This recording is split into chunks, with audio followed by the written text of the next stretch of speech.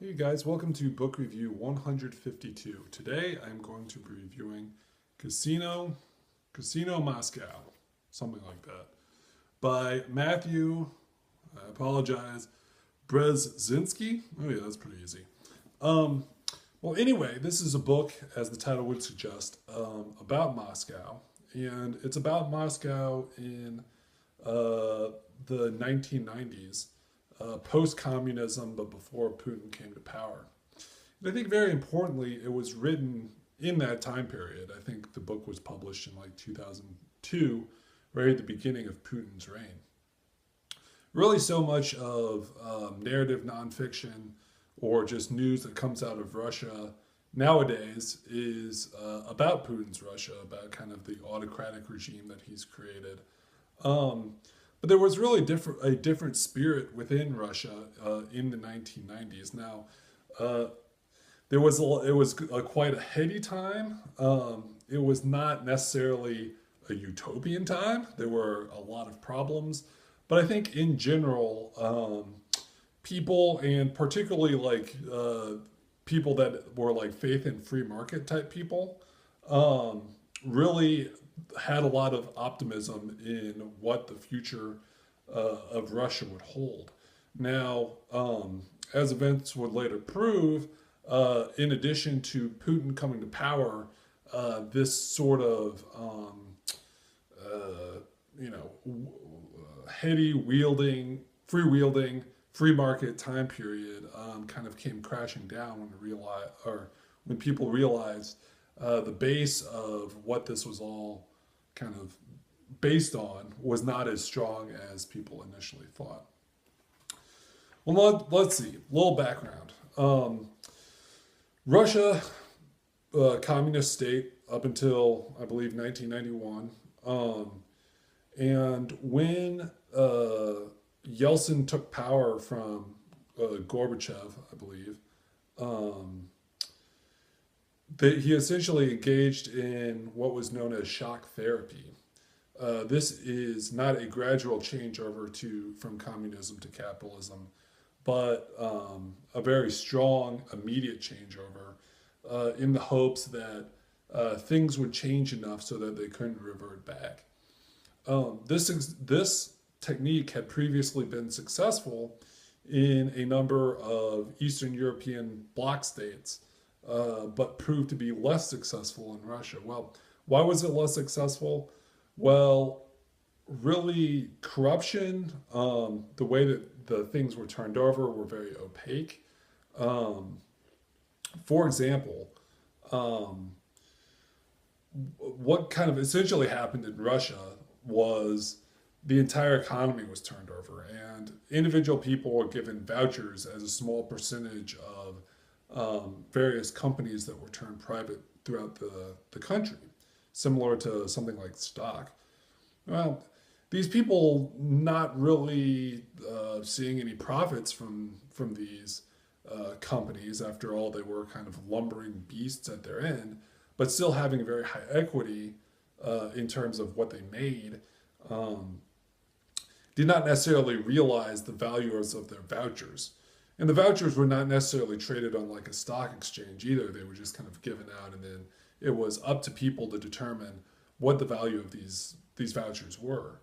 Um, so one way that sort of the super elite within Moscow, and I should say that this book does take place a little bit outside of Moscow, but it's definitely an insider's view. Yeah, that's one way that people accumulated wealth was is sort of like a filter up system of buying these vouchers until you eventually had control of one of the very large companies that essentially ruled Russia.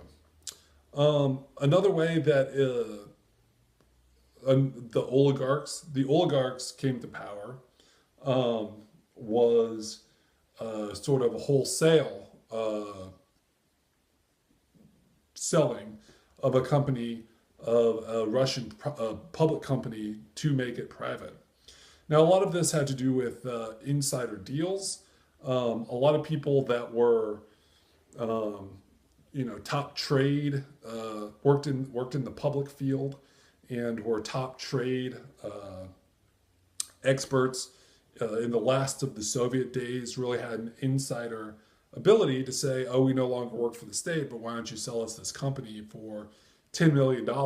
And within a year or two, by the equity of what they held, the totality of the value of the company, they were billionaires. I mean, we're talking about companies that were like Gazprom, or like I forget what the name of it is, but like the national airline, or these various mining interests that, while not really profitable in the sense of what they did, were worth billions of dollars that the government essentially turned over to people for pennies on the dollar.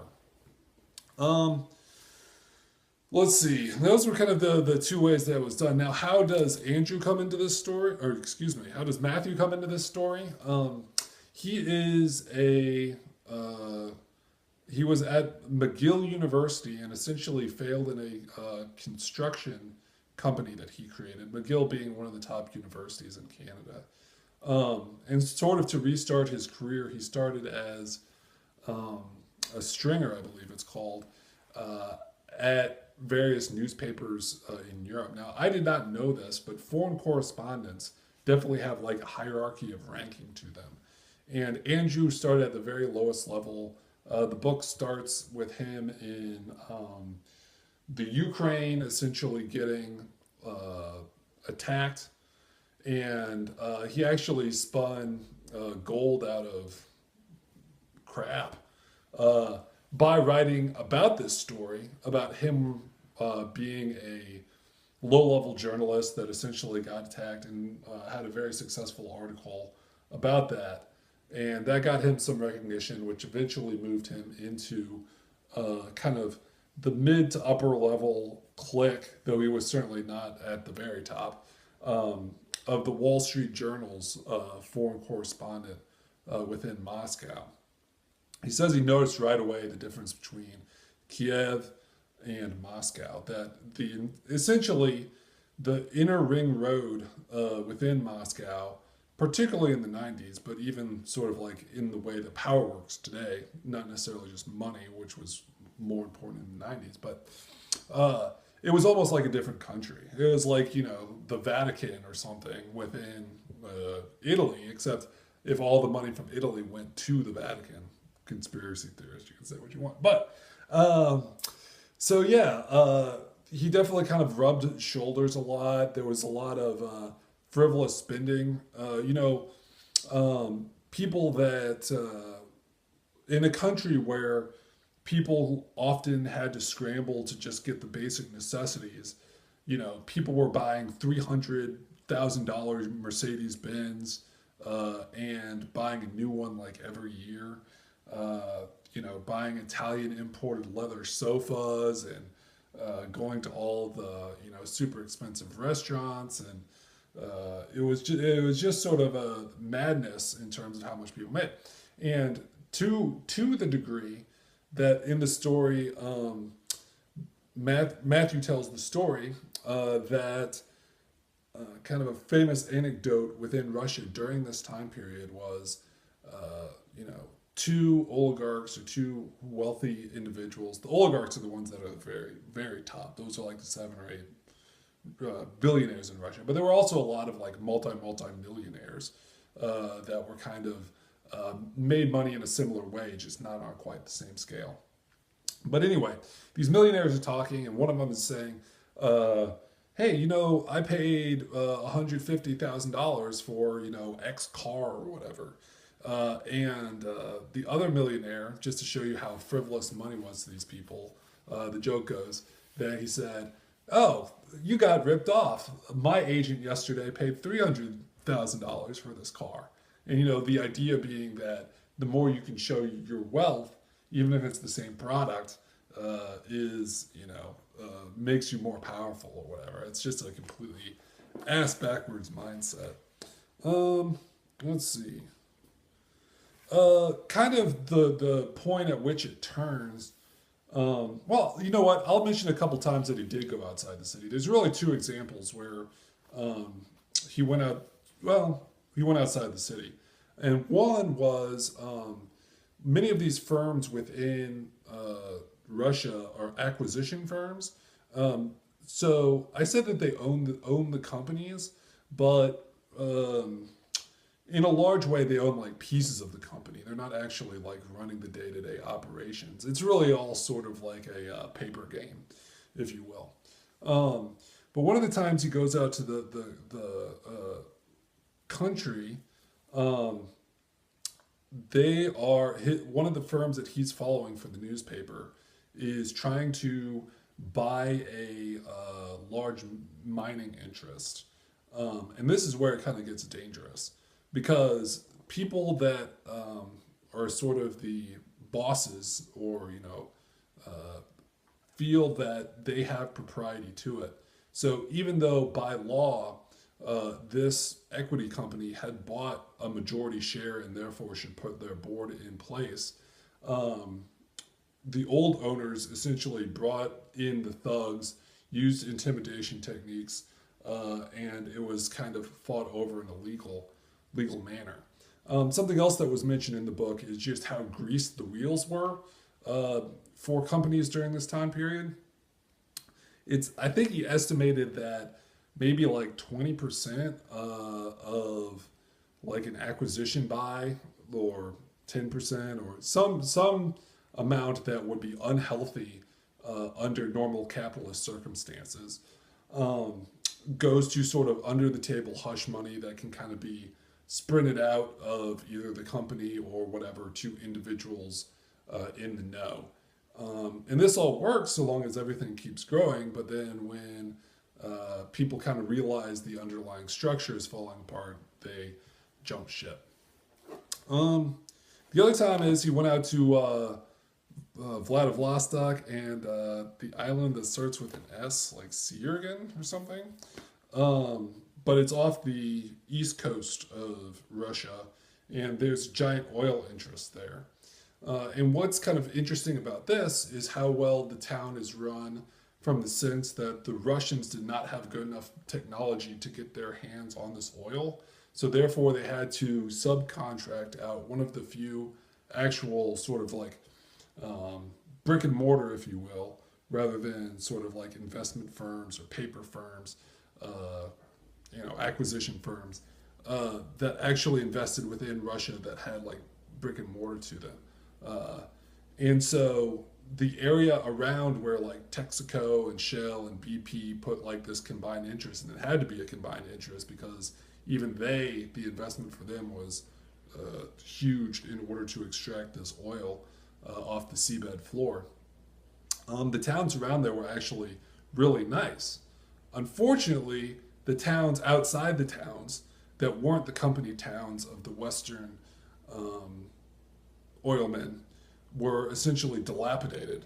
That one of two things is happening. The Western oil companies were being good to their own people, but all the other money that was supposed to go locally was all being filtered back into Moscow or into the bank accounts of various cronies.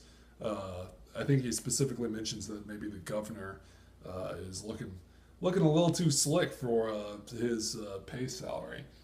Um, so it's eventually what happens in the end is it all falls apart.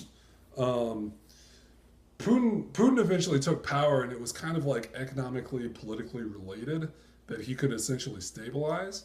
Um, but essentially, I think it was the Asian financial crisis kind of initially put a crack in kind of this utopia, or this, not utopia, but sort of heady days of the Russian economy. So it wasn't an internal fracture that initially caused it. It was an external fracture, or an external source that caused the fracture. But when that fracture kind of slid open, then people could kind of started rechecking their books and looking at like what was going on in terms of acquisitions and everything within Russia.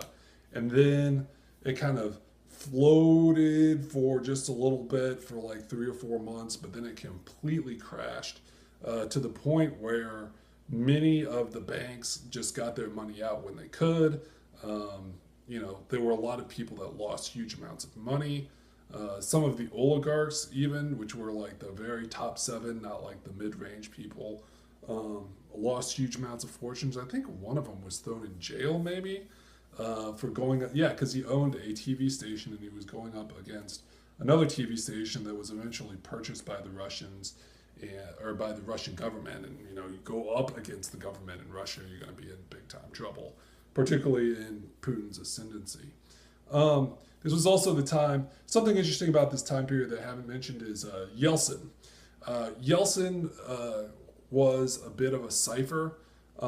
He was really good in the revolutionary phase of bringing down the Soviet Union, but essentially abdicated his, if not his absolute seat of power, many of his points of power to people that essentially helped in this transition.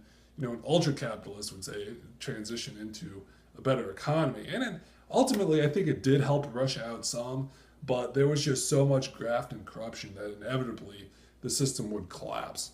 And as a result, we have this sort of capitalist authoritarian thing going on in Russia today. So I'm going to say that's it. I'm sure this was actually a really readable book.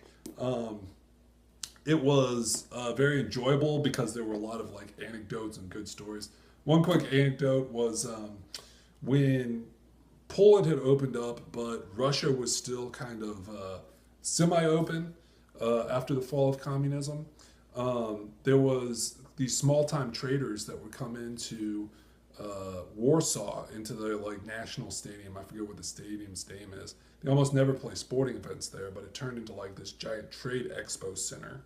But rather than for like just examples that that like large scale traders would purchase, this was in the early days, and you just essentially have these over border traders in order to make themselves money. Like ex-university professors or whoever, just trying to make a buck because of how kind of everyone was in scramble mode in Russia during this time period. So it's really kind of an interesting book. A lot of good anecdotes, a lot of good details.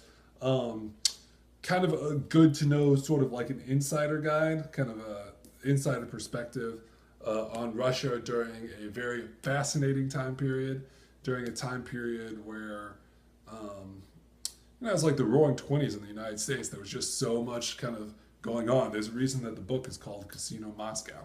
So anyway, see you guys. Bye.